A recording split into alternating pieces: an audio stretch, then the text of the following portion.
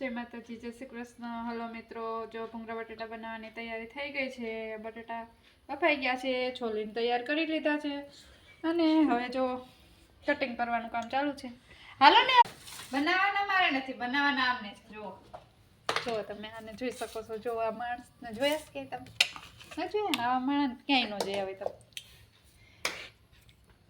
એ તો મારે છે, જા મારા ઘરવાળા વઘાર મારે છે. ડુંગળી નાખી છે, એ ભૂંગળા બટેટા ડુંગળી હોય એમરું કે તમે આવું કે જોયું કે ના હોય એવું કરવા બેસો.